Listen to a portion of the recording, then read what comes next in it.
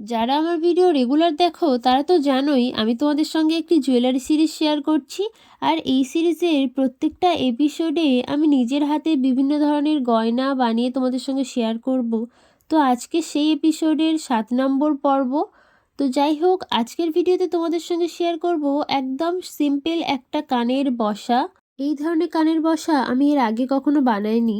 এগুলোকে বলা হয় এমব্রয়ডারি বসা বা এমব্রয়ডারি জুয়েলারি।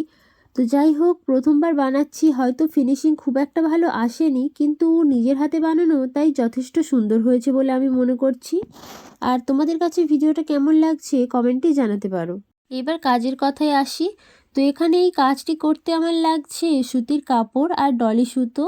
তো প্রথমেই আমি এখানে সুতির কাপড়টা ফ্রেমের মধ্যে আটকে নিয়েছি এবং তার উপরে পেন্সিল বা পেন দিয়ে তোমরা ডিজাইন করে নিতে পারো, যে যে ডিজাইনটা করতে চাও সেটাই করতে পারো। তারপর সুতো দিয়ে সেটা ভালোভাবে সেলাই করে নিয়ে আর এই যে কার্ডবোর্ডের সঙ্গে লাগিয়ে দিলাম। ভীষণই সহজ কাজ, তোমরাও চাইলে বাড়িতে ট্রাই করতে পারো। যদিও বা আমি প্রথমবার বানিয়েছি তাই ফিনিশিং খুব একটা ভালো আসেনি, কিন্তু আমার কাছে মনে হয়েছে এটা ভীষণই সুন্দর লাগছিল কাছ থেকে। জানি না ক্যামেরাতে কতটা বোঝা যাচ্ছে। তো আজকের মতো এই পর্যন্ত, দেখা হচ্ছে নেক্সট ভিডিও।